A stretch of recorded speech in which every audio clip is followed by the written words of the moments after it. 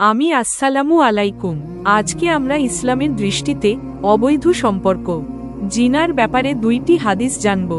তাই ভিডিওটি শেষ পর্যন্ত দেখতে থাকুন এবং লাইক, কমেন্ট, শেয়ার ও সাবস্ক্রাইব করে আমাদের পাশেই থাকুন।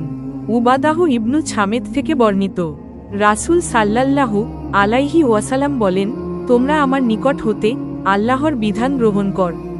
কথাটি রাসূল সাল্লাল্লাহু আলাইহি ওয়াসাল্লাম দুবার বললেন। আল্লাহ তাআলা তাদের জন্য যারা জেনা করেছে তাদের জন্য নির্ধারণ করেছেন অবিবাহিত নারী পুরুষকে 100 বেত্রাঘাত এবং 1 বছরের জন্য নির্বাসন করতে হবে, আর বিবাহিত নারী পুরুষকে রজম করতে হবে।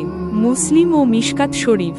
আবু হুরায়রা থেকে বর্ণিত, রাসূল সাল্লাল্লাহু আলাইহি ওয়াসাল্লাম বলেছেন, 3 শ্রেণীর লোকের সঙ্গে আল্লাহ তাআলা কিয়ামতের দিন কথা বলবেন না, তাদের তিনি পবিত্রও করবেন না। অন্য বর্ণনায় রয়েছে, তাদের দিকে তাকাবেন না এবং তাদের জন্য রয়েছে যন্ত্রণাদায়ক শাস্তি। তারা হচ্ছেন 1 বৃদ্ধ জেনাকার, 2 মিথ্যাবাদী শাসক এবং 3 অহংকারী দরিদ্র ব্যক্তি। মুসলিম ও মিশকাত শরীফ।